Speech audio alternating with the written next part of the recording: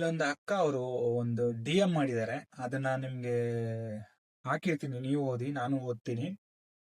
ಆ, ಯಾವ ರೀತಿ ಇರುತ್ತೆ ಅಂತಂದ್ರೆ ಇವರೆಲ್ಲ ಕೆಲವೊಮ್ಮೆ ಅನ್ಸುತ್ತೆ ಇಷ್ಟಕ್ಕೆಲ್ಲ ಯಾಕೆ ಇವ್ರು ಮದ್ವೆ ಆಗ್ಬೇಕು ಅಂತ.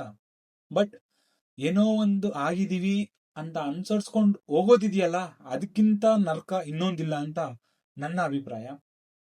ಅದನ್ನ ಓದ್ತಾ ಹೋಗ್ತೀನಿ, ಕೇಳಿಸ್ಕೊಳ್ಳಿ. ಜೀವನ ನಾವು ಅನ್ಕೊಂಡಂಗೆ ಇಲ್ಲ ಬ್ರದರ್.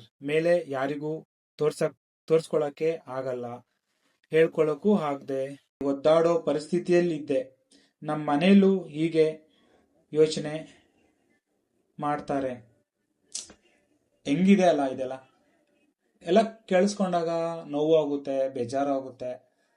ಬಟ್ ನಮ್ಮ ಪೇರೆಂಟ್ಸ್ ಯಾವಾಗ ಸರಿ ಹೋಗ್ತಾರೋ, ಯಾವಾಗ ಇವರು ಅವ್ರ ದಾರಿಗೆ ಬರ್ತಾರೋ, ಇವ್ರ ಮೈಂಡ್ ಸೆಟ್ ಯಾವಾಗ ಕ್ಲಿಯರ್ ಮಾಡ್ಕೊಂತಾರೋ, ಸಾರಿ, ಗೊತ್ತಿಲ್ಲ. ಬಟ್ ಪೇರೆಂಟ್ಸ್ ಹೇಳೋದು ನನ್ನೊಂದು ಇಷ್ಟೇ: ನಿಮ್ಮ ಮಕ್ಳು ಯಾರನ್ನ ಇಷ್ಟಪಡ್ತಾರೋ ಅವ್ರು ಕೊಟ್ಟು ಮಾಡಿ. ನಿಮ್ಮ ಒಂದು ಸ್ವಾರ್ಥ, ನಿಮ್ಮ ಒಂದು ಜಾತಿ, ನಿಮ್ಮ ಒಂದು ಧರ್ಮನ ₹1 ಬರಲ್ಲ.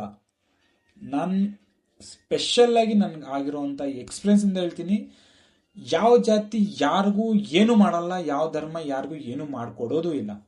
ಮಾಡ್ಕೊಂಡ್ರೆ ಸೋ ಕಾಲ್ಡ್ ರಾಜಕಾರಣಿಗಳು ಮಾಡ್ಕೊಬೋದೇನೋ ಅಷ್ಟೆ.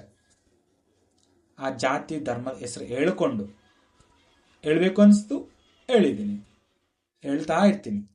Thank you.